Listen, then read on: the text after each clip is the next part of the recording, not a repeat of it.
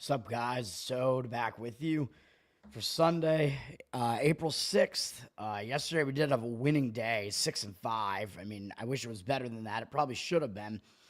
Baseball's been good. 4-2 in baseball yesterday. And it probably should have been 5-1. The one real loss was the Atlanta Braves. I mean, what can you say about that? They suck. As I'm trying to tighten my mic here right now. There we go. Yeah, I fuck the Braves, obviously. Don't know how that even happened, but the totals were good. The other two sides were good. Baltimore Orioles, easy win. NYM Angels, easy win in the night slate to finish it off. We had the totals. Most of them won. Two of the three won. We had the easy over in the Yankees-Pirates game, and then the under in the Phillies-Dodgers game, which I think that game had all four of its runs scored kind of early on in the game, and then no scoring after that. I mean, I'll take it. But then I think the other over should have happened, man. I mean, even though Minnesota, Houston, I mean, they weren't scoring in a lot of innings, but Minnesota, I believe, put up a 6 spot. One of the teams put up a 6 spot in like the 4th inning. So it was 6-1. So at that point, all you need is one more run, and it never happened. No runs for the final 5 innings of the game, and all you need was one from either team. I think Houston had 9 hits in the game and only had 1 run off of it. So really, even though Minnesota had 6 runs off of 6 hits, so maybe you should argue you could argue they should have had like 4 runs or so, but Houston with 9 hits probably should have had about 6 runs. So I think that game should have gone over, and it didn't. You're just sitting there the whole time like, just get one more run, guys, and it never happens. Horrible. NBA, just terrible. I mean, the Knicks shot out of their minds yesterday. Like, I think they were 75% from 3 for like 3/4 of the game. They wound up like over 60% from 3. Like, give me a break, man. And then I believe, the Hawks just had no chance at that point just because the Knicks were shooting like such an outlier percentage in the game. The game was just dead. Then the Columbus Blue Jackets continue to fuck me, of course. With a loss there. Utah Hockey Club was a winner, though. So 1-1 in those games, and then 1-1 in college basketball, as well as Auburn. Really good in the first half and really terrible in the second half. Florida made the adjustments. Auburn just blew the game, man. I mean, they had an 8-point lead at halftime. They were up 9 early in the second half. Completely blew it. And then Houston, great performance from Houston, man. They did not go away in that game. They were down double digits, but I'm like, I don't know. It just felt like they were going to lose, but it felt like they might cover that number still. I'm like, I don't know, man. Houston, they can hang around in this game, even though Houston is theoretically not really built to come back because they play slow, but they do have a decent offense now, more so than the other years in the Kelvin Sampson era. And then the way that game ended was just crazy, though. They were down 13 with like 8 minutes left or something, or 9 minutes left. Still down, 9, I think, with 3 minutes left. And they did not go in. Duke really started collapsing under the pressure, man. I mean, I know everybody's going to talk about, Cooper Flagg shouldn't have been called for that foul on that missed free throw. It was a missed free throw by Duke, by the way, which I think was the front end of a 1-1. I don't think Duke was going to get the offensive rebound on that anyway. It probably shouldn't have been a foul. Probably you let it go, but the ball had gone off of Flagg's hand as he was like trying to get it, so it looked like Houston was going to wind up with the ball anyway. Although Houston wasn't going to immediately get to the line, but maybe Houston was going to score anyway on that. So I don't think that really decided the game. But Duke started collapsing, dude. They made multiple just egregious mistakes in that final sequence there in the last couple of minutes. They let Houston just get a really easy drive to the basket, totally undefended. They threw at least, I think, 2 inbound passes away.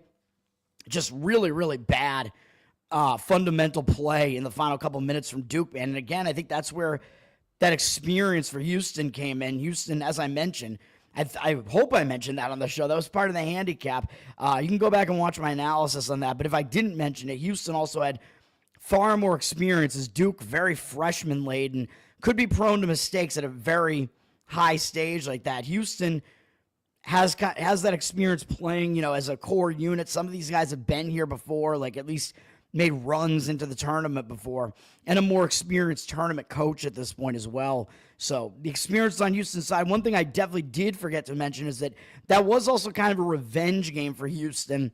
Maybe just a little bit of extra motivation there because If you remember, Duke ended Houston's season last year, and it was Houston was the 1 seed in their region last year, and Duke was a 4 seed and beat them, I think, by 3 or something in a very low-scoring game. So that was a little bit of extra revenge. If any revenge is going to matter, you're going to remember who the team was that bounced you from the tournament last year and ended your season. So a little bit of extra revenge for Duke. For Houston against Duke, So, yeah, I mean, maybe that was a factor as well. Of course, Houston and Duke, both teams are better this year than they were last year. Houston did have one, I think, key injury to one of their starters last year in the tournament. I forget which one. And Duke obviously did not have Cooper Flagg or any of these freshmen last year, so they did have better players this year. As I completely remove my mic. Oh, this is a great show. Hang on, it'll be fine. There we go. All right, we're back. I just hate this. This is a decent boom stand, but it just doesn't. The weight on it just doesn't adjust, man. This is great. Great content right here. JC, what's up, man? Let's get to my plays today, man. Let's not go any further with any of this crap. Let's go. We do have college basketball today, even though it should be over. The college basketball crown final is today at T-Mobile Arena in Las Vegas, the Knights Arena, which is Nebraska and UCF here. Looking at the market here, I mean, I'm not going to play this game. I'm not going to play any of these games in the crown, but Nebraska up from 3 to 3.5 with juice, but it looks like some of the money's coming back in on Central Florida, and I think I probably agree with that side. Nebraska, 55% of tickets on them, 51% of the cash coming in on UCF. I mean, these are both decently battle-tested teams as far as the season is concerned. Nebraska, Big Ten, Central Florida, Big 12. They both face pretty difficult schedules. I think really the determining factor here, though, is Nebraska's coming off a nice upset of Boise State, but if you look at the stats in this game, it was a little bit misleading as Nebraska shot 63.2% from 3. Boise finally, as I mentioned, Boise had shot out of their minds in their previous game, so I thought they were going to regress a little bit. Well, now I think it might be Nebraska that's going to regress a little bit because that's a ridiculous three-point shooting percentage there. And I don't know how many threes they actually hit, but where are we? They hit 12 threes in the game, so I don't know, man. We could be looking at maybe a little bit of a regression from Nebraska there. UCF pulled off an upset as well against Villanova. High-scoring game as well. It went into overtime, so I guess that's the one thing is that UCF did have to play into overtime 2 days ago, so maybe they'll be a little bit more fatigued, and this was kind of a closer game. Although UCF was winning this game by quite a bit and kind of blew the game late. Villanova actually did shoot pretty poorly in this game, which Villanova is actually a decent shooting team this year, so kind of strange to see them shoot so badly, although I think Nebraska's shooting performance is going to regress more so than UCF's stats are going to either regress or progress in this game. So I do agree with the cash coming in on the UCF side. I'm definitely not going to play this game. I'm not going to mess around with this. I mean, because it's a championship game, maybe you want to look to an under as well, but the total's gone up from 157.5 to 158.5 with juice. 68% of tickets and 75% of the cash on the over. So it looks like money is coming in on the over. The only reasoning I would see for potentially looking at it over would be that teams are now used to the venue, so they're used to the sight line, so they might shoot better, and the teams might be a little bit tired after playing 2 days ago, but I don't know if that's enough, man. Or did they play yesterday, actually? Hold on. Oh, yeah, they played yesterday, excuse me. So actually, they didn't even play 2 days ago. They played yesterday, so both teams have no time off coming into this game. Very interesting, although they did play in the afternoon at least. This game's an early evening game. We'll see what happens, and I'll throw it out there right now. I like Houston in the college basketball championship tomorrow night, by the way. I'm likely going to be on Houston. You might want to grab it now. Well, I don't know. Probably don't need to grab it now. Florida's going to be public. You might still be able to get Houston as an underdog, +1, 1.5, whatever you want. Maybe play Houston money line. Either way, that's the way that I lean in that game, just to give you a little preview there. Let's go to hockey. I do have 3 hockey plays today. Some of these games are more interesting than others. Washington is at the Islanders. Washington down from -150 to -141. This is in less than 2 hours now, 12:37 Eastern. We got an afternoon game here. Couple of afternoon games. 84% of tickets, 94% of the cash on Washington. But I think they're public, and I think this line is reverse line moving against them. I'm not playing this one, but I would lean to the Islanders because, I mean, Washington, they already have it wrapped up, man. And I think Washington's a little bit overrated. They have the best record in hockey, I think, still, but I don't think they're actually the best team. They kind of came from out of nowhere this year. They're certainly good, but they don't need this game as much as the Islanders do, as the Islanders are still fighting to try to stay alive and make the playoffs, and you're throwing them out there as a home underdog. I would have to lean that way. Washington coming off a win over Chicago. Nothing to really look at there. The Islanders just beat Minnesota, and I think that's actually helpful to the Islanders because they had 5 losses in a row, 6 losses in a row, whatever it was. So I think that will help break their losing momentum more than anything else and help give them some confidence back coming into this next game. So I do lean to the Islanders in that game. Dallas at Minnesota, actually kind of a similar handicap, except that I think Dallas is more legit than Washington is. I do think Dallas is a legit contender here. Dallas down from minus 155 to minus 145. 89% of tickets, only 80% of the cash, so they're a road favorite. It looks like the line is reverse, moving against them as well. As I always point out with Minnesota, I keep pointing out how they're overrated, but they're a home underdog, and I think they're going to be motivated here. Man, they lost 3 games in a row, 4 games in a row, actually. The only problem is they're returning home from a road trip, or they went to the East Coast, so that would worry me a little bit with Minnesota. As you know me, I don't like to play teams that return home from road trips because they can be a little bit distracted, but are you really going to be distracted when Dallas is coming into your place and they're one of the top teams in your division and you're fighting to stay alive in the playoff hunt? Probably not. I think Minnesota is the team that has more reason to play here. As Dallas is pretty secure in their playoff spot right now. I think they're almost locked into the 2 seed in this division. They're 4 points behind Winnipeg and 6 ahead of Colorado. Minnesota is in the second wild card spot behind St. Louis. So these top 5 teams in this division are all in the playoff spots right now. But Minnesota, it looked like they had the wild card spot like easily wrapped up, and now St. Louis has come from out of nowhere, overtaken them. So Minnesota is actually the last team in right now. So they do need to fight to like maintain that. So I think Minnesota is the correct way to lean here. Dallas is coming off a very ugly loss to Pittsburgh, although I think that was yesterday. So I think Dallas does have no days off here, whereas Minnesota did not play yesterday, I believe. So Dallas is on a back-to-back, although that is a pretty embarrassing loss to Pittsburgh. But Minnesota does need the game more, but that's why I'm not playing that game, because there are just some conflicting indicators. What I am going to do is I'm going to go right back again to the team that continues to hurt me, the abusive girlfriend, which is the Columbus Blue Jackets, the BJs.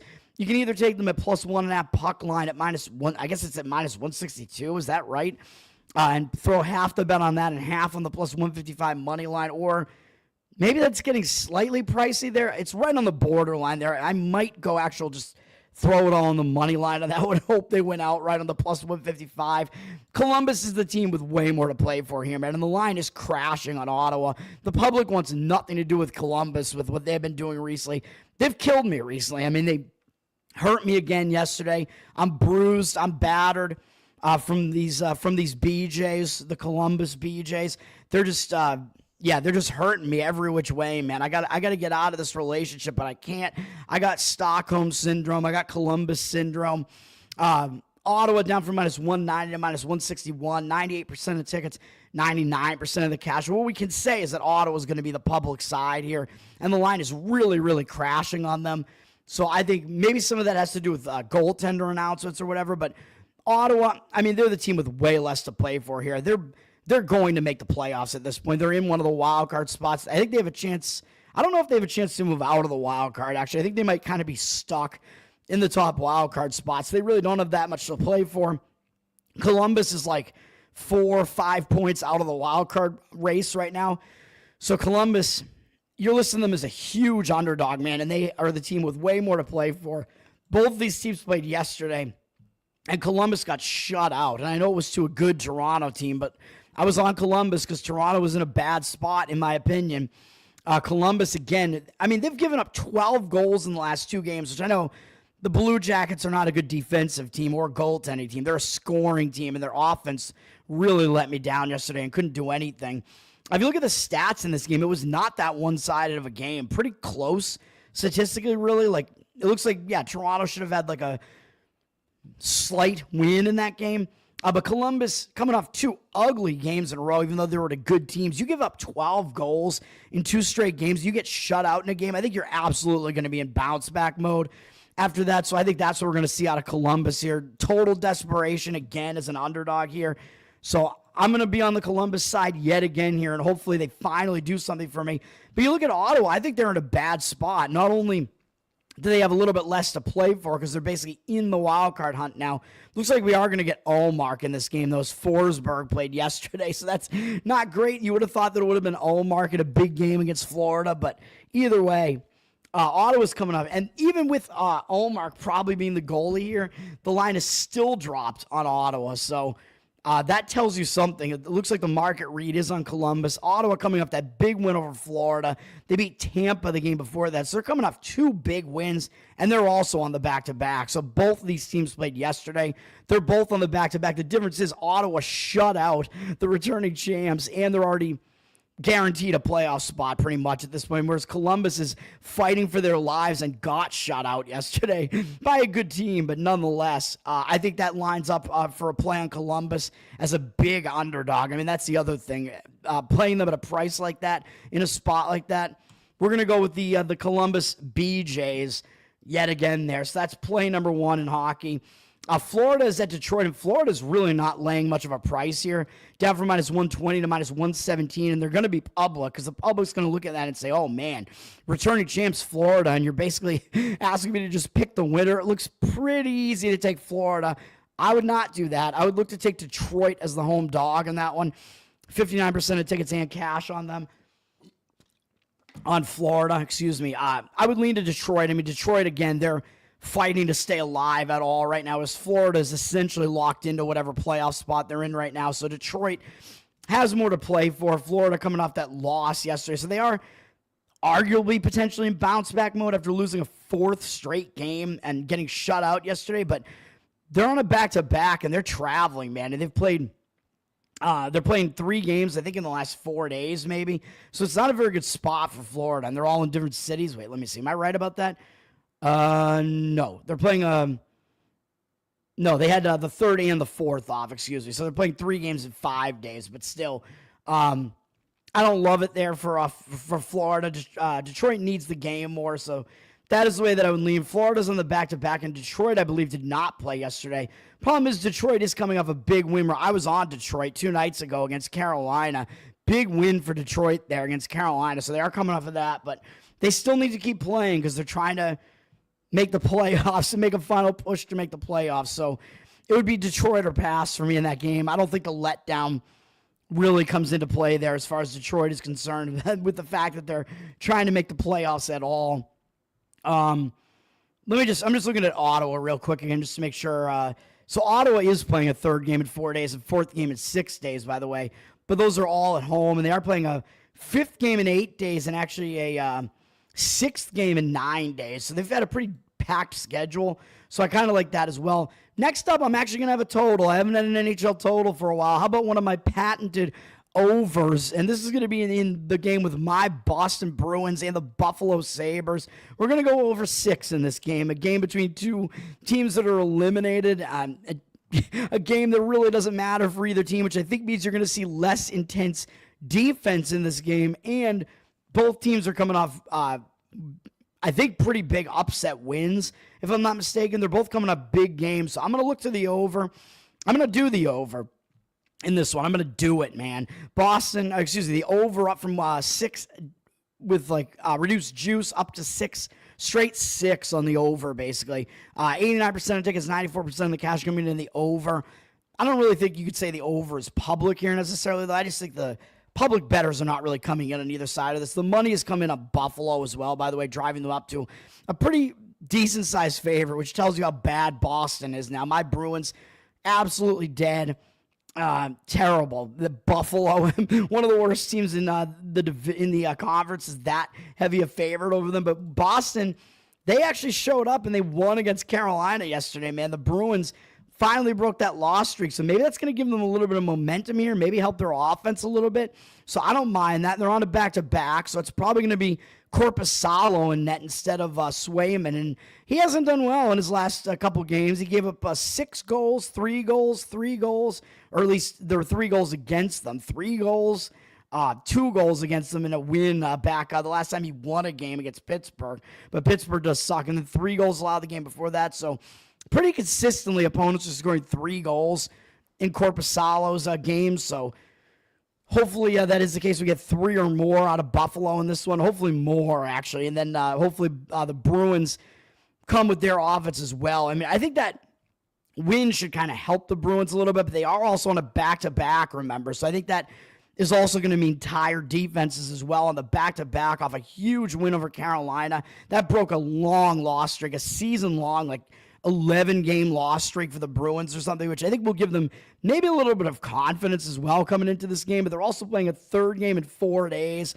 all in different cities, and a 4th game in 6 days, bouncing all over the place, although staying in the Eastern time zone. But, yeah, I mean, I think they're going to be in a letdown mode coming off of that big win, though. So I'm going to look to goals being scored in this game for that reason as well, just like less intense defense. Buffalo, on the other hand, also kind of similar. They're on a nice 3-game win streak.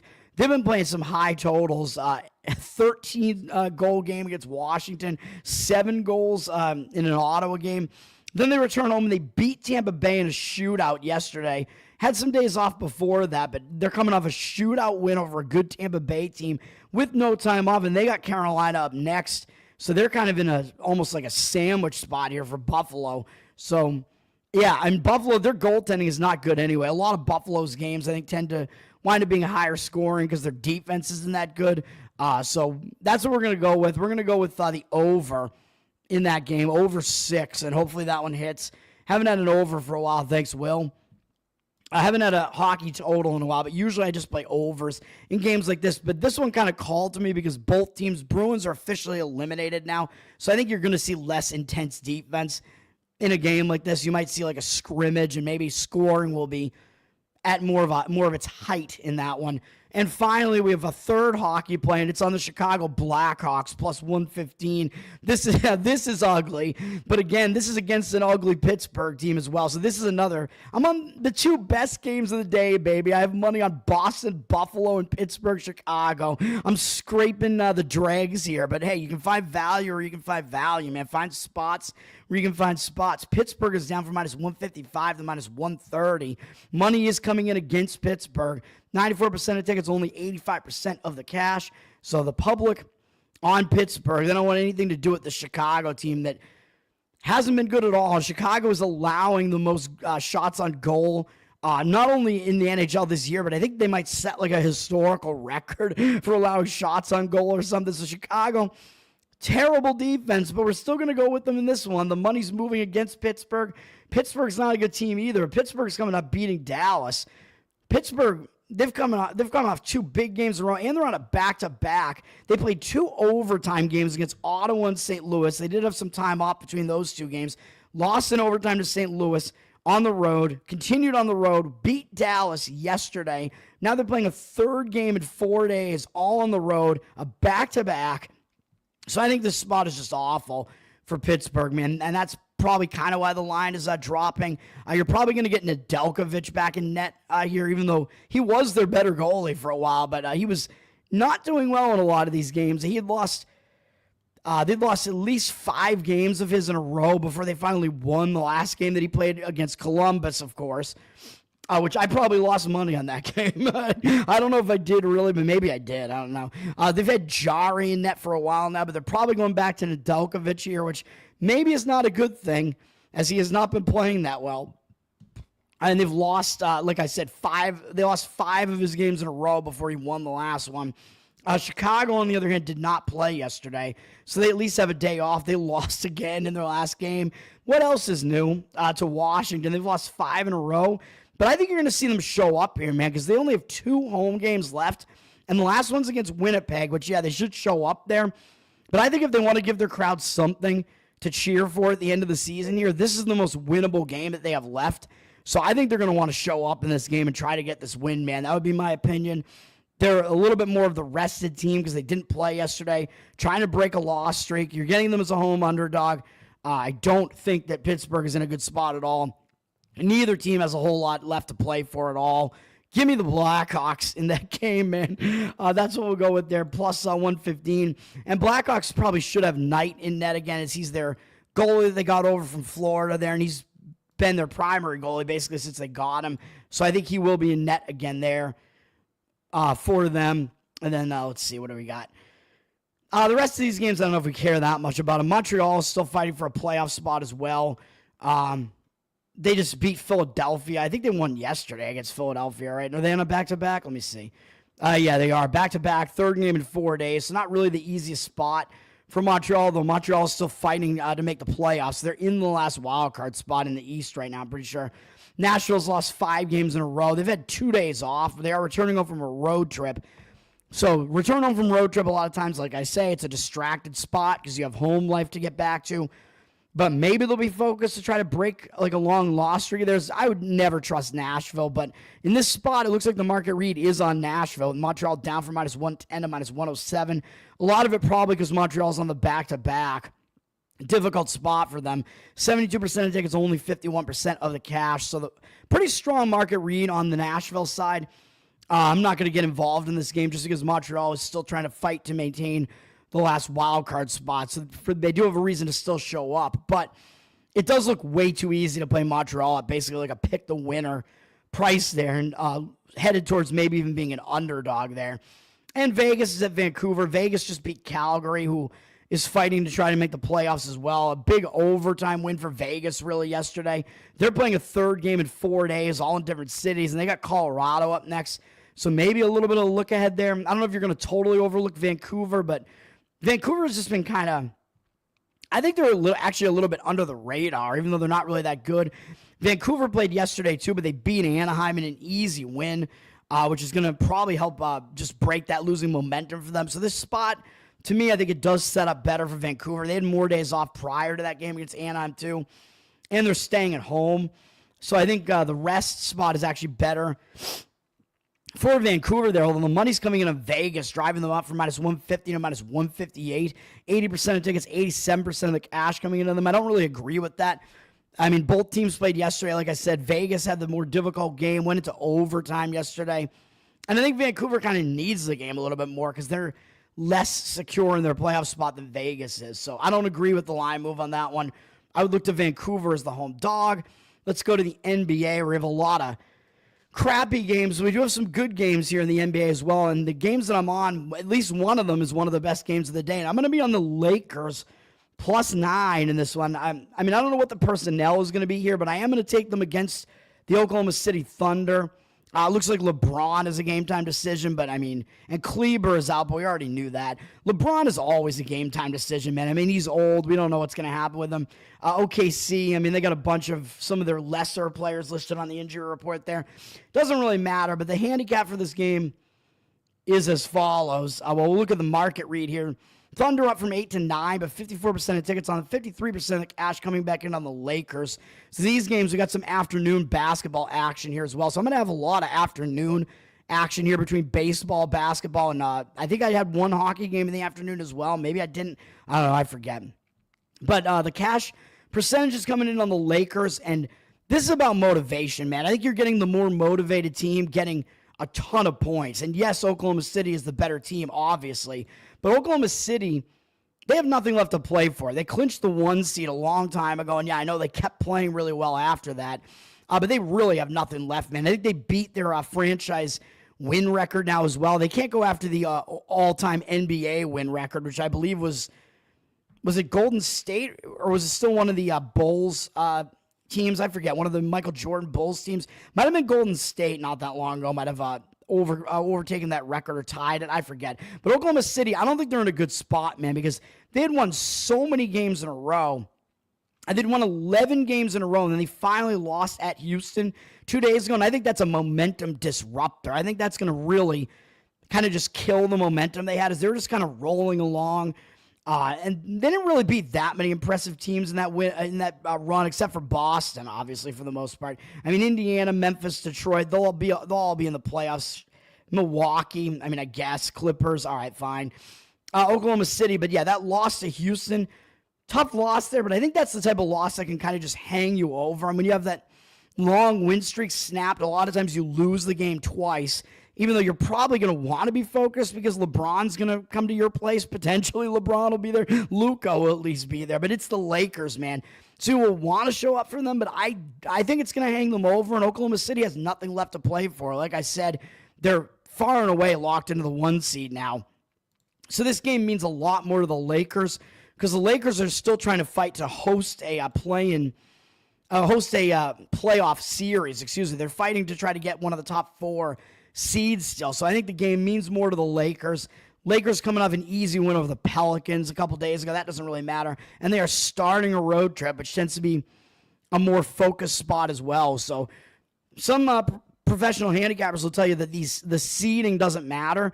But I think in some cases it does. I think it depends on what seeding you're talking about down the stretch. Like if you're talking about the difference between a 2 and 3 seed, yeah, that probably doesn't matter that much down the stretch. But if you're talking about the difference between being in the play-in or being in the playoffs, I think that matters. If you're talking about hosting a play-in rather than being on the road, I think that matters. And hosting a playoff series rather than being on the road for it, I think all of that matters.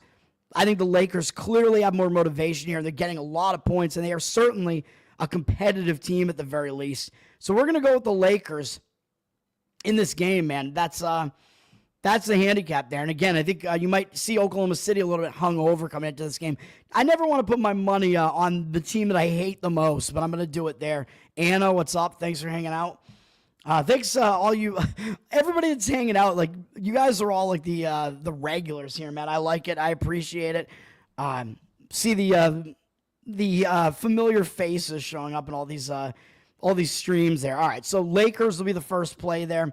I always talk about the Celtics just because they're my team, and they're laying possibly the largest spread that we've seen all year. I don't know if it is. Maybe it is. They're laying 20.5 against the Wizards at home. I mean, you got possibly the best team in the NBA and the Celtics against the worst team in the NBA, the Wizards. Celtics up from 20 to 20.5 with juice on them. Needless to say, I'm not going to be laying that price with the Celtics. The Celtics basically locked into the 2 seed. Could be a game where the Celtics just completely sleepwalk through this game. I mean, they should win the game, you would think, but there's no way that I would be laying a price like that. I mean, that's just total insanity. 55% of tickets, 75% of the cash coming in on the Wizards. Not a game I want to get involved in at all. But yeah, that's right. Duke lost. I'm happy about it. Not only because I really don't like Duke, even though my Survivor entry is eliminated. I was in Survivor to the wire, man, but I had Auburn and Duke left, and they both lost. I think Auburn probably should have won. I mean, I guess you could argue Duke probably should have won outright. But I hate Duke, so I'm happy Duke lost. Houston, I have Houston in the championship in my bracket, by the way, but I had Auburn on the other side of it, and Auburn winning the whole thing. I'm pissed because I almost had Houston being the champion, and I think Houston's going to win, and I would have won my bracket pools if I had Houston as a champion. Like, basically nobody picked them. A few people took Auburn. Like, nobody took Houston, so I kind of misread, like, the public pick date. I didn't really misread it. I mean, it was what it was. I just thought that, I knew Houston was being less picked than Auburn. I just thought Auburn had the better odds to win the championship based on the betting odds than Houston did. But I do think Houston is going to win it now, and I'm pissed because I almost had Houston as my champion. I have them in the championship game, losing to Auburn. I'm pissed, but I'm happy that I got some of my money back. My survivors got eliminated, but I threw a little bit extra on Houston last night just to make sure that I was going to get a little bit more than my money back for being eliminated from Survivor. So at least there's that. I'm losing, having a big payout, but I'm fine with just like winning a small amount there, winning on that Houston play, or double Houston play. I wound up having 5 units on it compared to my usual 3. So I didn't know that I was going to do that, but that was just to hedge my Survivor pool. So anyway, back to these games here. San Antonio and Portland, I think both teams are in bad spots. San Antonio just beat Denver, and then they took Cleveland to the wire. So they're coming off 2 big games, big performances. But Portland is also coming off they're also in a bad spot. Excuse me. They're returning home from a road trip. Fairly long road trip that took them down to Sacramento and then all the way to the East Coast and then back Midwest. And now they're returning home with only 1 day off, playing a third game in 4 days, fourth game in 6 days, fifth game in 8 days, all in different cities. Very bad spot for Portland. I think the spot's probably worse for Portland than it is for San Antonio. San Antonio coming off that close call against the Cavs. So I would lean to the Spurs in that game. The money is coming in on the Trailblazers, up from 2 to 4.5. I don't really agree with that, but it's a tough handicap with both teams having like nothing left to play for. 82% of tickets, 88% of the cash coming in on the Trailblazers. I mean, I don't know if these teams are going to start tanking, but when guys get out on the court, they don't want to intentionally lose, man. I mean, it's just a human thing, man. It's human behavior. It's ingrained in us that we don't want to just go out and just intentionally lose, man. It's like the will to like keep living, you know what I mean? Unless you're suicidal, which of course I am because this is better off dead, but you know what I'm saying. So even though people talk about, oh, this team is tanking and whatever, the players don't really do that when they go out on the court. They don't want to get embarrassed. It is a pride thing. So I don't know, but in my opinion, I think the Blazers are in the worst spot, but the money is coming in on them, although they are public. Both teams are in bad spots. I just figured I would point that out, but I'm not going to play that game. The other game I am playing is another large underdog who I think has the motivational disparity in the game, and that's the Phoenix Suns. As ugly as that sounds, they're getting 9 points, possibly 9.5 now with the Knicks up from 8 to 9 with juice. 82% of the tickets on the Knicks. This is tonight, by the way. 77% of the tickets, or of the cash, excuse me. So the Knicks have the public ticket percentage. A little bit less of the cash on them with the, that means the cash disparities on Phoenix, and I agree with this. The Knicks played yesterday, and they beat me, but I think we're going to see a regression from the Knicks here, man. I played against them yesterday. They do have Boston up next, which is a big game. And the Knicks, I don't think they really care that much about playing a Western Conference team here, man. The Knicks, they won against Atlanta yesterday, so that made sure that Atlanta is going to be in the play-ins now. Atlanta did have a very outside shot of getting out of the play-in, but that did not happen, of course, yesterday. I lost the play on Atlanta because the Knicks shot out of their minds. But the Knicks are basically, they're guaranteed a home playoff series. They don't really have much to play for. You want to talk about seeding not mattering? I don't think it matters between the 3 and the 4. So I think maybe the Knicks, like I said yesterday, would actually probably rather have the 4 seed and match up against Cleveland rather than against Boston because Boston has absolutely annihilated them, whereas I think the Knicks have looked a little bit better against Cleveland. Not that they want to play either of them, but I think the Celtics have just dominated them to such a degree that I think the Knicks would probably prefer to avoid Boston. But that's going to be a big game against Boston coming up next. It's a multi-layer revenge game, I'm pretty sure, against Boston. Because, again, they've lost every game against them this year, I think. Haven't been able to beat them. The Knicks coming off that win yesterday. So they're playing on a back-to-back. They're traveling. And like I said, this is a ridiculous game for the Knicks. They wound up shooting 51.7% from 3, 15 3-pointers. I mean, it's just ridiculous. The Hawks, I mean, a lot of statistics in the game were kind of similar. The Knicks had way more free throws attempted as well. So the Knicks had a couple of big-time advantages there in the game as far as that was concerned. The Hawks actually had more field goal attempts and still got killed in the game, mostly because of the three-point shooting disparity, the overall field goal disparity, and the free throw disparity. And, hold on. I just think the Knicks are due for a regression here after shooting 53.6% from the field, 51.7% from the floor, or from 3, excuse me. I just don't think they're going to be able to maintain that. It's not like the Knicks are that great a shooting team, and I think we still don't know if Brunson is coming back or not. I think he did not come back yesterday, so he's still a game-time decision here. Kevin Durant is out, by the way. He's been out for a while for the Suns, so that's part of the reason why the line is as big as it is. So I think we're without Kevin Durant and Bradley Beal coming into this game, and I'm still going to take the Suns because of the rest edge and because of the motivational edge, in my opinion here. We don't know if Mitchell Robinson and Miles McBride are coming back either, I don't think, but Brunson is really the key guy here, and it looks like he is coming back, so that's the other thing about this. Now, we got a reverse injured player spot now because the Knicks star player is indeed coming back in this game. I thought he might yesterday. By the way, yesterday, I knew he wasn't going to because the line plummeted to like 1. So I said you might want to wait, but once you saw that line like creeping down a little bit, I still wound up with a 4 on the Hawks, but the line went off like 1. So I crushed the closing line on that and still wound up losing the bet horribly, which I hate. But again, it was just the Knicks outlier shooting percentage. But now with Brunson coming back after an extended time off, when your star player comes back after an extended time off, man, a lot of times, especially if you just played pretty well, and the Knicks, I think, are like 9-6 without Brunson now or something like that. So if you've been playing decently without him and you just won your last game like that yesterday, no less, I think you're going to get a little complacent and feel like, oh, we can win this game easy. So I think that might be the case with the Knicks. But you got Brunson coming back. He might not get a full starter's complement of minutes here, but I think the odds makers have to throw up the line like Brunson's going to play. So I think you're getting a little bit of extra value going against the Knicks because Brunson is coming back. It has to get factored into the line. He might not play his full minutes, and it's going to take him a while to get back up to game speed, I think, for the team to get like their chemistry back and whatever. So, again, that's why you want to play against a team when their star player returns from an extended period of time off. And that's what I'm doing there, but it's more than that because I think the situation lines up nicely. Again, I think the Knicks are due for shooting regression. Knicks are in a back-to-back. They have a look ahead to the Celtics.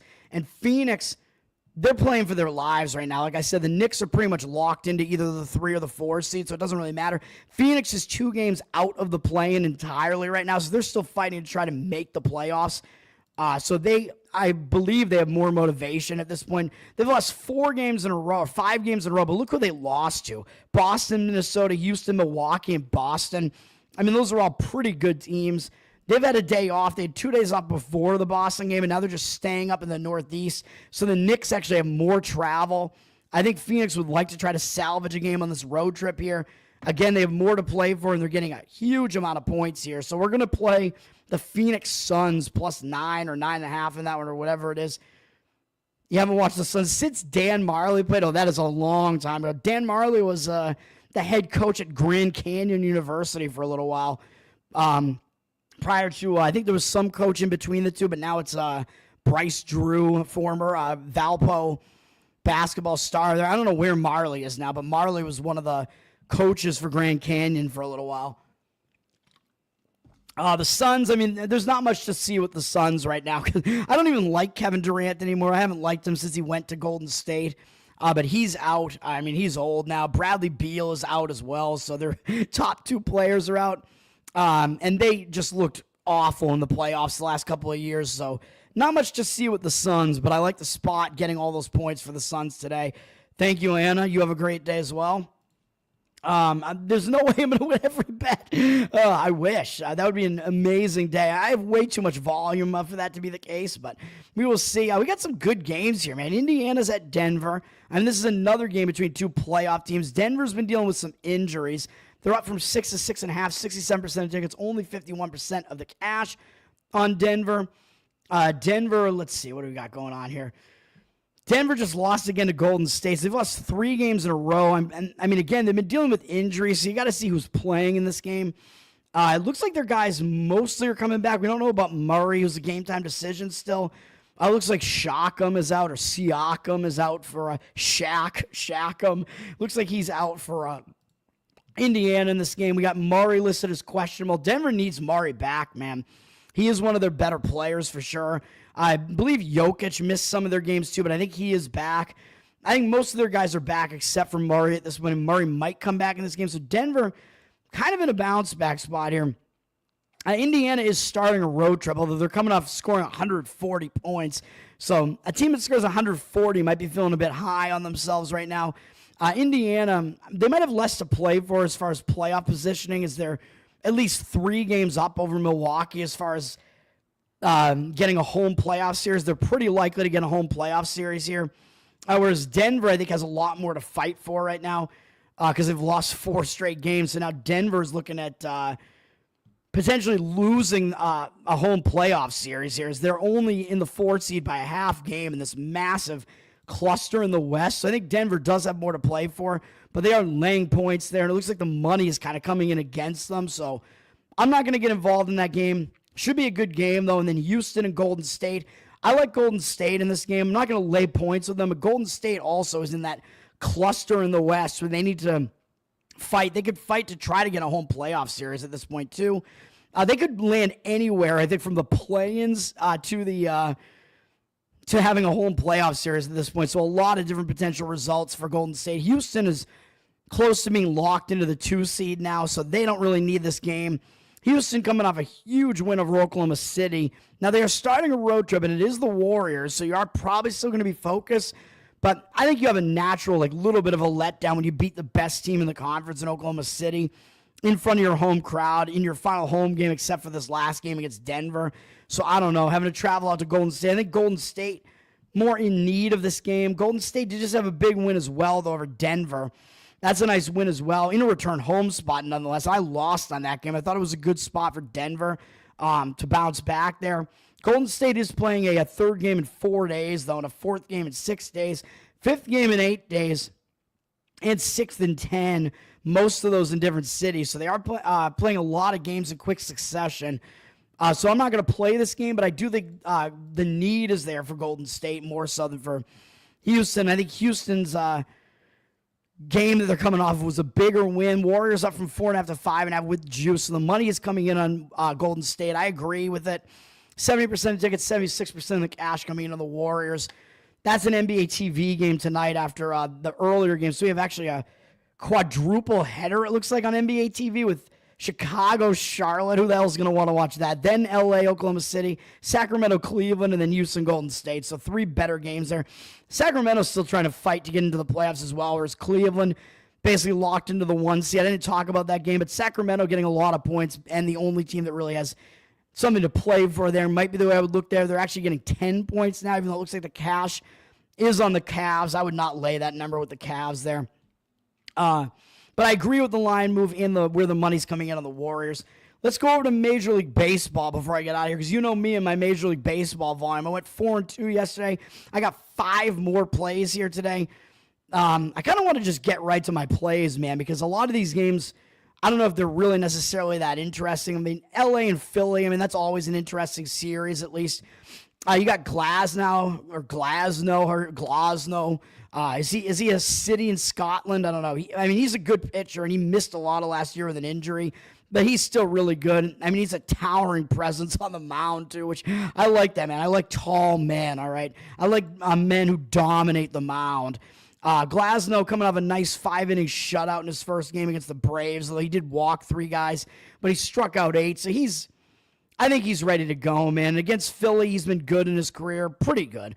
Holding him to 244 average, although 773 OPS is a little bit high because he's given up some extra base hits in there, but I still would say he's pretty good against the Phillies. And Christopher Sanchez off to a good start this season as well with 7 strikeouts in his game, 1 run allowed in 5 1/3 against Colorado. Colorado, a pretty bad offense, though. Sanchez has done decently against the Dodgers, surprisingly as well, even though the Dodgers hit well.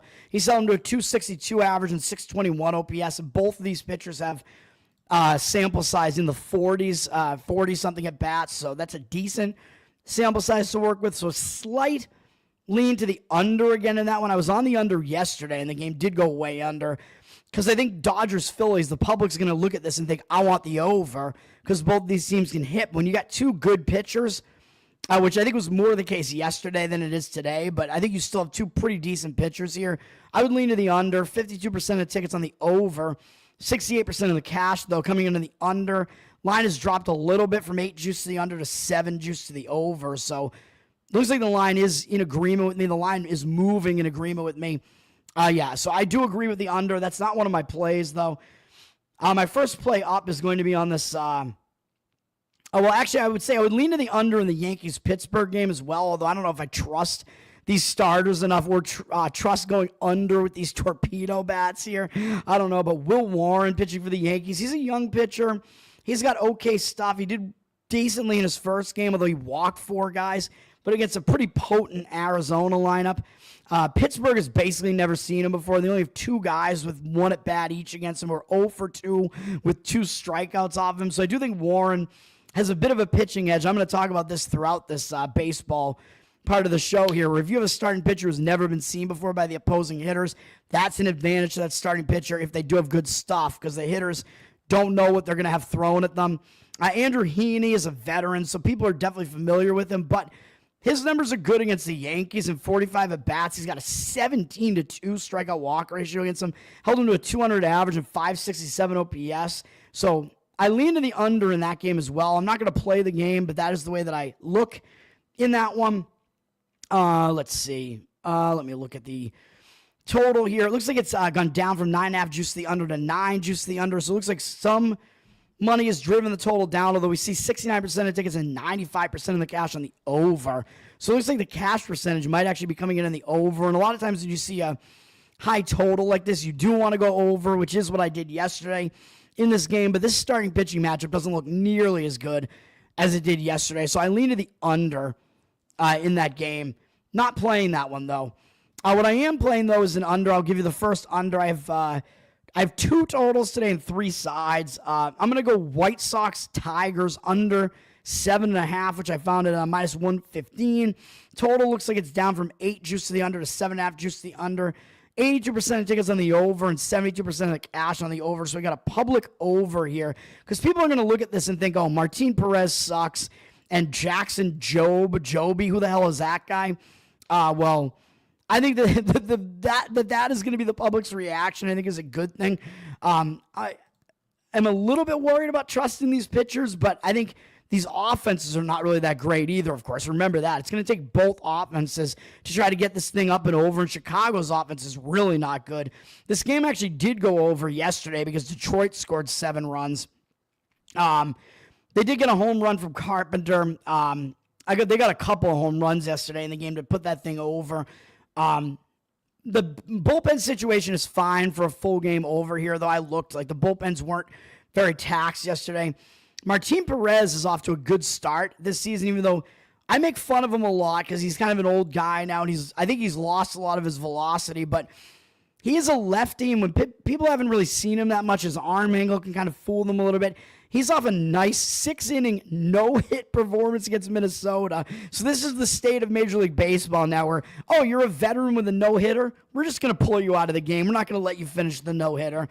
And he had 9 strikeouts, which is kind of ridiculous for him because he's not really that much of a strikeout pitcher, and 3 walks, but a 6-inning no-hit performance against Minnesota shows you that he definitely has his stuff right now, which is kind of crazy to think. Now, a lot of times when a guy does have a no-hitter, especially if they complete the no-hitter, I'm going to fade them and expect them to regress a bit in the next game. And yeah, I think he might regress a little bit in this game, but even if he does, we don't need a no-hit performance out of him for this game to go under. We just need a decent performance. And against Detroit, we have 84 at-bats to look at here, and he's done well against them. 17-6 strikeout walk ratio, 214 average allowed, and 576 OPS. So the Detroit hitters have not done that well against Perez, so I think he does have a bit of an edge there. And then on the other side, Jackson Jobe, the young 22-year-old pitcher here who didn't look that great in his first game. He was wild against a not very good Seattle lineup. He had 4 walks and 2 home runs allowed in that game, but still somehow limited the damage to 3 earned runs. So that kind of tells me that he was at least able to kind of keep his composure a bit in that game. And the walks could be corrected a little bit, you know. I think he was just missing his location. Like, some of his pitches were too hittable, and others were just way out of the zone. Against a pretty bad Seattle lineup, that's not that great, but that was his first Major League game, I'm pretty sure. That was his Major League debut. Or no, it was his first Major League start. Excuse me. He made 2 relief appearances the previous year. So I think the nerves were there, and I think when that's the case, the guys will be able to kind of, or like if a pitcher doesn't do well in his first Major League start, I think a lot of times it is the nerves. He gets that out of the way, and then he'll do a little bit better in the next game. Surprisingly, the White Sox have seen him before. 7 at-bats worth, but they went 0 for 7 off him, although only with 1 strikeout. But Joby, I don't even know how you pronounce his name, was actually able to do pretty well against the White Sox, even though the White Sox have seen him. It wasn't this year. So he's a young guy that they're still pretty unfamiliar with. A lot of them have only faced him once. So again, I think there's still that unfamiliarity there. And when the guys did face him, they didn't do well. So I'm going to go under in that game. And again, Job is facing a not very, or Joby, not a very potent White Sox lineup there. So that's where I'm going. And then the other under right there at the same time, Toronto and the Mets are going under. Now, whereas both the Chicago and Detroit games went over so far in the series, which I think is a little bit misleading, both games in this series have gone under, then I'm still going to go under because I think you actually do have a couple of pitchers who are a little bit under the radar still in this game, even though I don't like David Peterson that much. I think the under is the right move here. The total's gone down from 8 juice to the under to 7.5 juice to the under, so a little bit of a move down, heavily juiced to the under. I found under 7 at a better price rather than laying the under 7.5 minus 120. Although if you wanted to do that, you could do that as well to get that extra hook there because, of course, 7 is a key number in baseball because you have to break the 3-3 tie. So I do like, the under here. I think under 7 is still fine, even though if it hits exactly 7, it's going to push instead of win. But you're getting the underdog price on that, so plus money on that. So I do like that. The money looks like it is coming in the under. And this is a game, again, neither team used that much of their relief staff last night or yesterday, so that's fine. Bowden Francis is pitching for Toronto, and he's been good since he made a really nice run late last year. He was one of the best pitchers in baseball late last year, and people don't realize that, and they still don't even know who he is. He's starting to pitch really well. He's off to a decent start this year. He only allowed 2 hits in 6 innings against Washington, but they were both home runs, but those were the only runs that he allowed, even though he walked 3 guys in the game as well. Still a decent performance. I think he's going to continue to pitch pretty well, and the Mets only have 17 at-bats against him, but they're 2 for 17 off him for a 118 average, 1 home run off him from Lindor, but a 505 OPS. So Francis, he's a good pitcher, man, and I think you're still getting value on him because like the public doesn't know who he is, and because he's really only been good for like a half season, and I don't think that it was really that misleading. I think he found something. I think he is a good pitcher, man. And I think we're still getting value on him or on unders in his games. David Peterson, on the other hand, I mean, he's definitely not as good as his whip will tell you. His whip is definitely too high. Last year's whip was indicative that his ERA should have been a lot worse than it was, although he is somehow able to limit the damage a lot of times. And against Toronto, 25 at-bats worth, they only have 5 hits off him, so he's held them to a 200 average, 579 OPS, so he's actually done well against Toronto. Both these pitchers are also tall, which I just like that. I don't know, as far as the intimidation factor. And he's a lefty, so again, kind of weird arm angles there might throw off hitters that are a little bit less familiar with him. He had a nice start to the season with 9 strikeouts and 2 runs allowed in a 6-inning performance against Miami, although it is Miami. Their offense sucks. Toronto's offense is definitely better than that. But even so, I think the under makes sense in this game. And again, you're going to need both offenses to do something to get this thing over. I don't love the fact that both games in the series have gone under so far, where I think both offenses are better than what they've looked like so far. But this pitching matchup and the market agreement with it, I think, lends you to the under in this one, and that is what I'll do. Even though Peterson did walk 3 guys at his first start, I think both these pitchers did. Maybe some opening day jitters. A lot of times you want to just ignore what happened in the first start of the season. My Red Sox, by the way, have a doubleheader. So the first game of the doubleheader is this afternoon, with yesterday getting rained out. But Fitz was supposed to play, I think, in that game yesterday. Now, he's not scheduled to start in this first game, and it's undecided for the second game. So I don't know if Richard Fitz or Dick Fitz, I don't know if he's going to start the second game or not. But Palante was scheduled to pitch yesterday. He's going to pitch the first game today against the Red Sox. I pointed out his numbers against the Red Sox aren't that good, so I don't trust him. But Sean Newcomb is pitching for Duke Nukem is pitching for the Red Sox. He's no good either, and he's from Brockton, Mass, man. So, I mean, it's a very crime-ridden area, very crime-ridden city, probably the most in the state. So you can guess what the demographic makeup is of Brockton, Mass. This guy's coming from out of the tough, mean streets of Brockton. But he's not a good pitcher. And St. Louis has seen him before, and they've absolutely tagged him. They have 4 home runs off him in 29 at-bats for a 345 average, 1,234 OPS. So that is just, it's bad, dude. So I don't like that at all. I would lean to the over in that first game, game 1 between the Red Sox and the Cardinals. Where are we looking at here? It's down here. The total has actually dropped, though, from 9.5 juice to the under to 9 juice to the over, although 97% of the cash on the over, 84% of tickets on the over. I agree with the over, though. Newcomb, I mean, he's just awful. Problem is both bullpens did get rested yesterday because they didn't have a game, so there is that. Palante continues to get respect from a lot of bettors in a lot of cases, though, although it looks like the cash percentage is coming in on Boston in this game, but either way, I like the over. I'm almost talking myself into playing the over here, though, because Newcomb's stats are so bad. Palante against the Red Sox, 12 at-bats, worth 333 average, 1,050 OPS. Oh, man. Do we want to do it? Do you want to go over in this one? I'll leave it alone, but I do like the over. And unfortunately, I stayed away from that first 5 under yesterday in the Seattle and Giants game, and that one hit. That would have been a winner if I played it. I was just a little bit concerned about Robbie Ray, but he did fine. So that game went under. The full game went under as well. So that sucks because I hate when I almost play a game and then I wind up leaving money on the table. But a lot of times you're going to do that, man, if you try to limit yourself. Next game up, I also have a play on, and I'm going right back to the Baltimore Orioles again. They won for me yesterday, and I'm going to do it again at minus 108. I like the starting pitching matchup in this one. Kansas City down from minus 115 to minus 106. Public coming in on Kansas City. I think the public is still liking what they saw out of Kansas City last year, maybe. I don't know. I don't know why they would be in Kansas City this year with Chris Bubich pitching. He is a boob, as we'll find out in a minute. 52% of tickets on them, but 64% of the cash coming in on Baltimore. So the line is moving in the direction of Baltimore.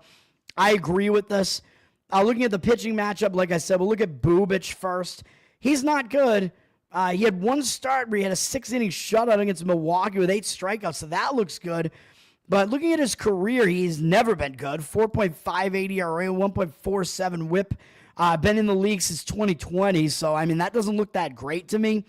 I think you can look at his career stats more so than you can take away more from that than you can from you can take away more from his career stats than from one single start. And last year, he entirely pitched out of the bullpen, which I think explains why his numbers were a lot better.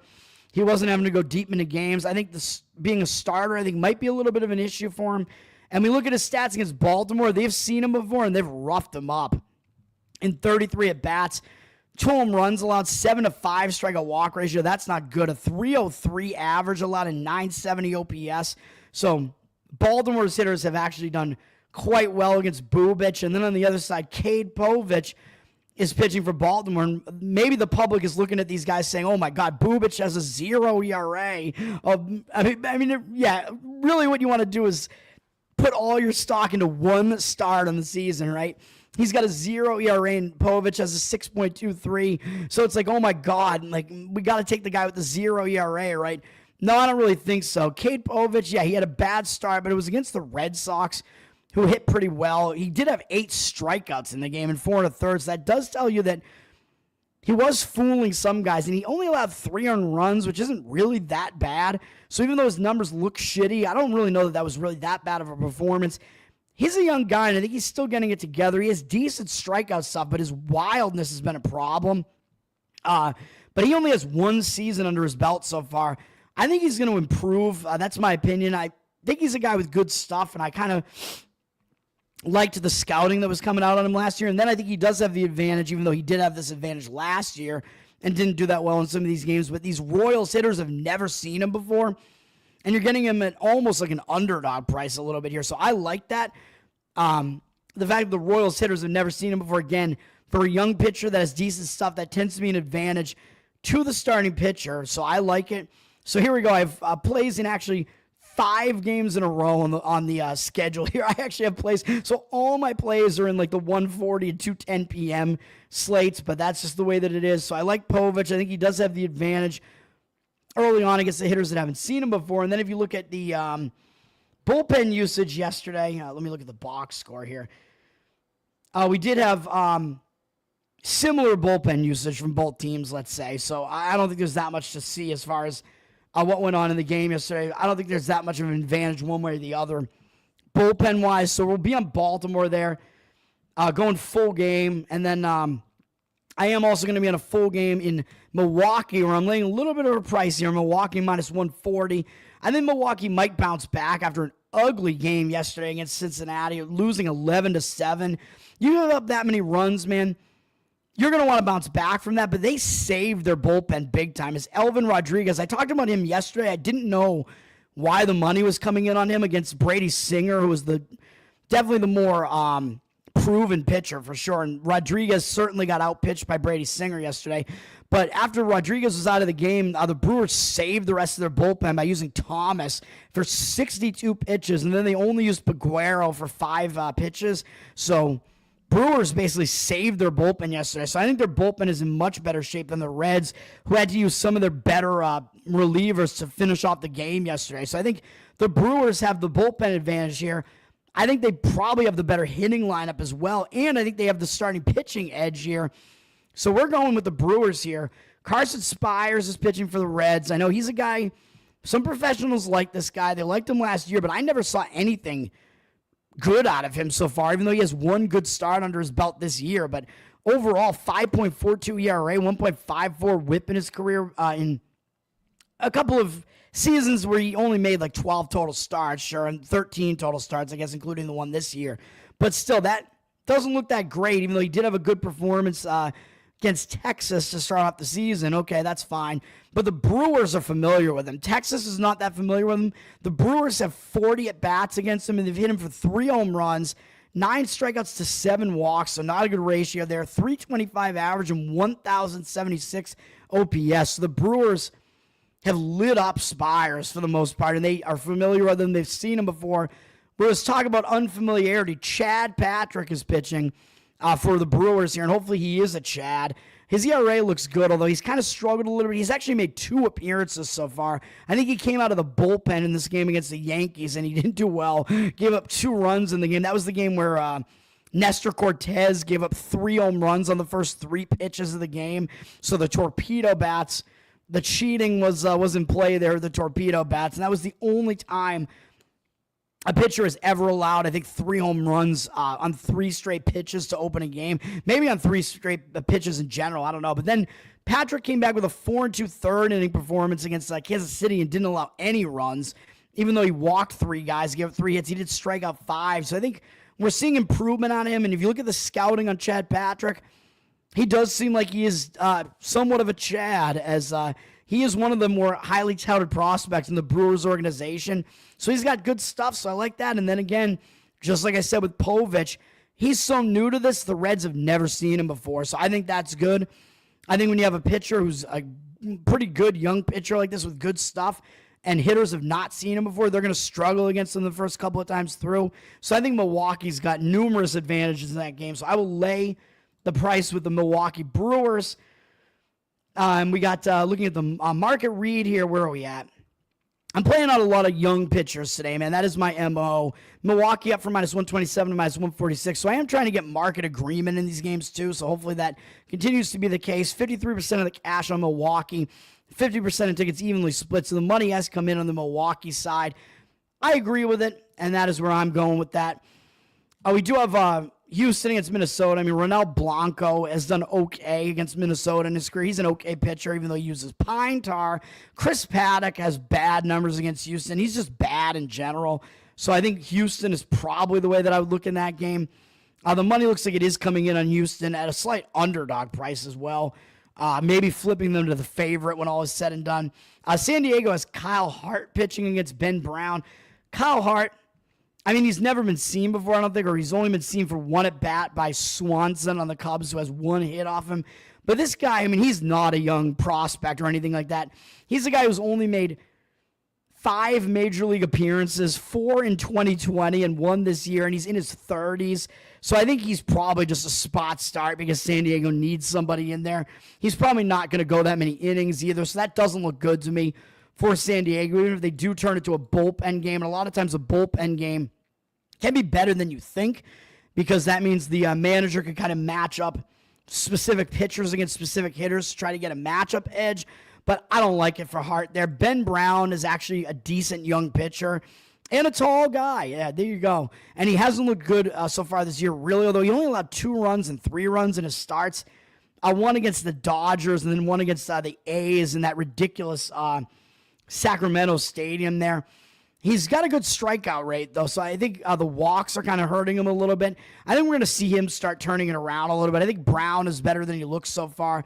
Padres have seen him a bit before, though. They're 3 for 10 off him, so he's not completely unknown to them, but I do think Brown is still the better pitcher there, so I would trust him more. The money is coming in on him, on the Cubs, up from minus 130 to minus 132.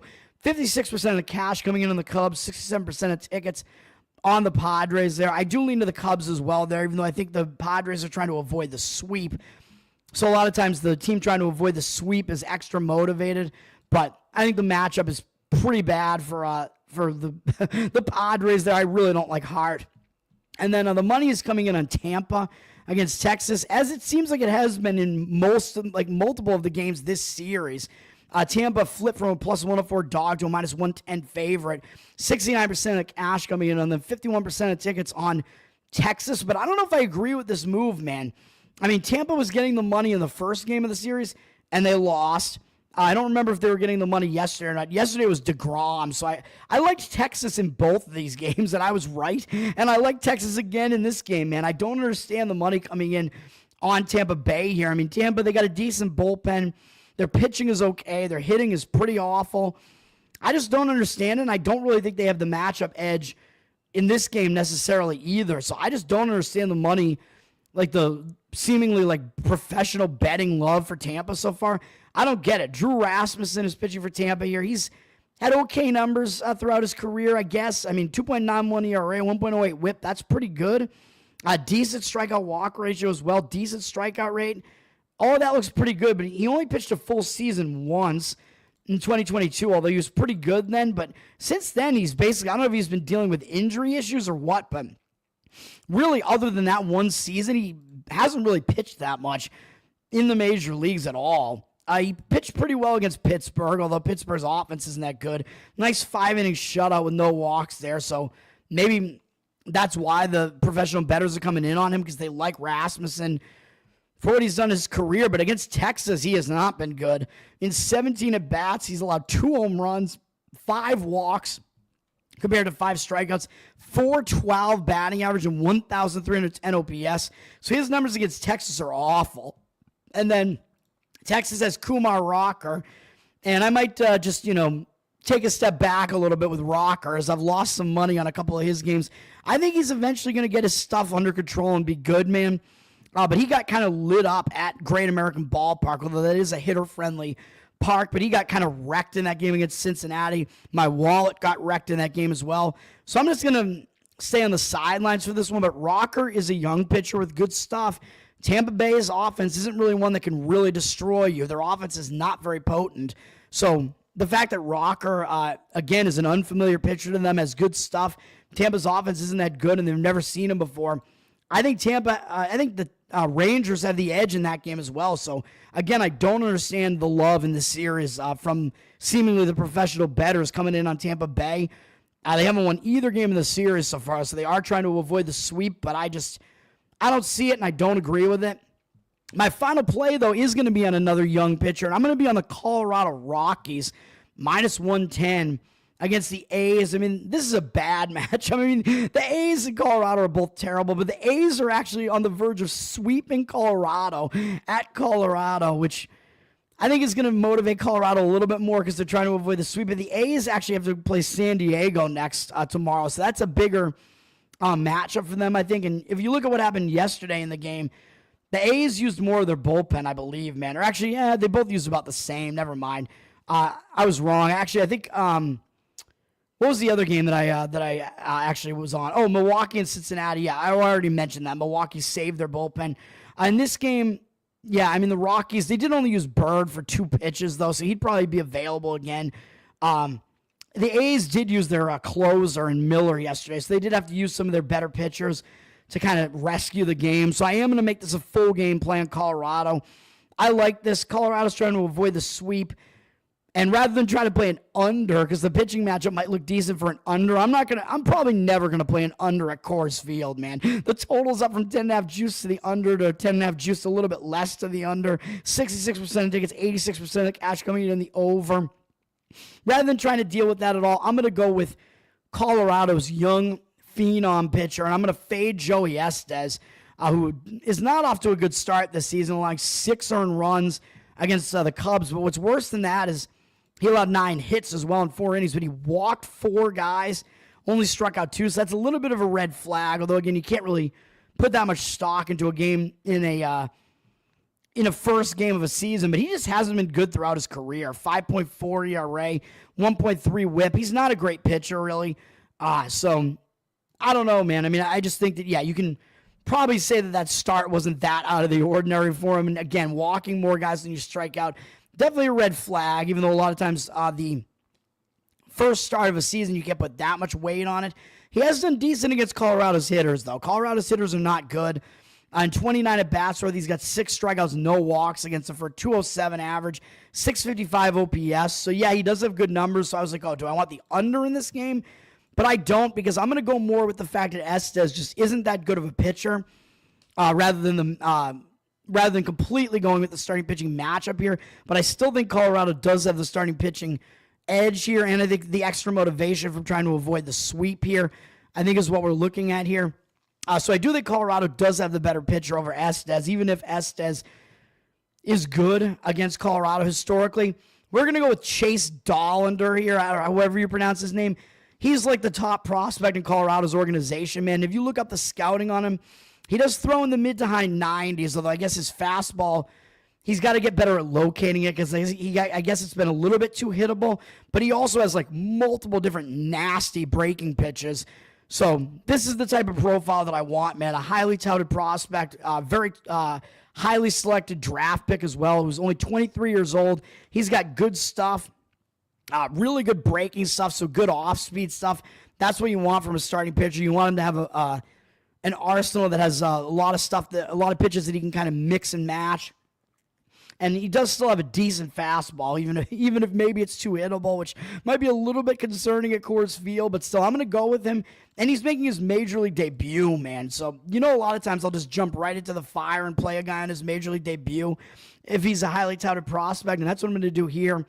I think he has the edge, again, because he's a good pitcher, good stuff. And I keep saying Oakland, but the homeless Sacramento future Vegas A's have never seen him before, and they're not a good hitting team anyway. So in a lineup, especially in a lineup that's not a lineup of good hitters, facing a highly touted prospect that that they've never seen before, that's an advantage to the pitcher.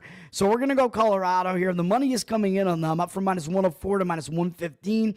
66% of tickets, 82% of the cash coming in on Colorado. So that is where I'm going with that one. I will be on Colorado. Seattle, San Francisco, I kind of considered an under here with Brian Wu, who is pretty good at limiting damage for sure.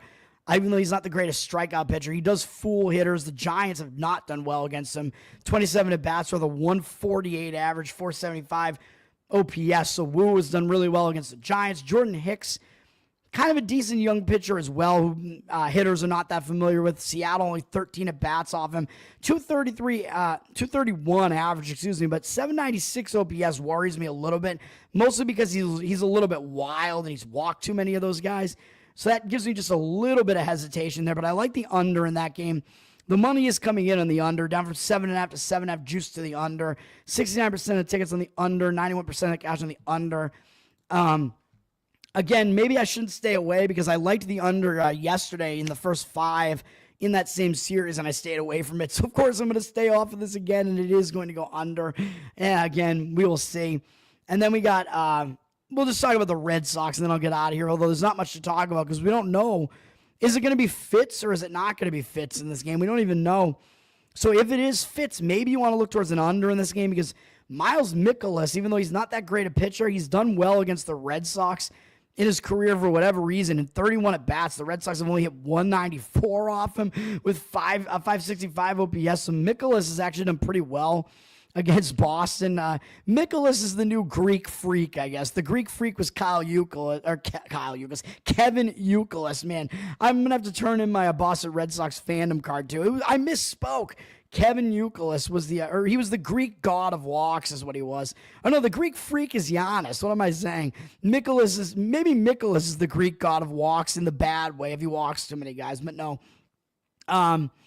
Mikolas, yeah, I mean, he does do well against the Red Sox, but if Fitz is pitching, as I handicapped yesterday, he's never been seen before by St. Louis, I think, so the under could be a way to look, especially in the second game of a doubleheader. A lot of times you see some of the hitters not in the lineup as well, although a lot of times I've kind of leaned towards overs in the second game because you really have to see what the bullpen usage is like in the first game to really want to figure out what the second game is going to be like, because if the bullpens get really taxed in the first game, then an over makes more sense in the night game because the bullpens are going to be pretty thin at that point. But the money has come in a little bit on the under, down from 9.5 juice to the under to 9 juice to the under. Maybe expecting that Fitz is going to be in there, which also would explain why the line has kind of moved up on the Red Sox there, but I really don't know what's going to happen there. But that's going to do it for me, man.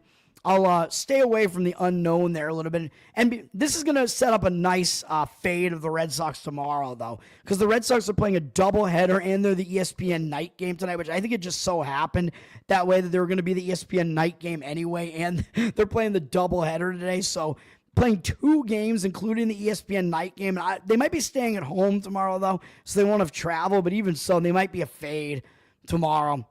My plays one more time today, by the way, are the Columbus Blue Jackets. Either split the bet half on the puck line at minus 162 on the +1 net puck line and plus 155 on the money line, or just play straight up money line for the whole play, plus 155. Chicago Blackhawks plus 115, over 6 in Bruins Sabres. NBA Lakers plus 9, Suns plus 9, and baseball under 7.5 with a little bit of juice there in White Sox Detroit, under 7 in Toronto Mets. Or under 7.5, but you have to pay a little bit extra for that. Brewers minus 140 on the money line. Baltimore minus 108 on the money line. Baltimore Orioles and Colorado Rockies minus 110 on the money line. That's going to do it.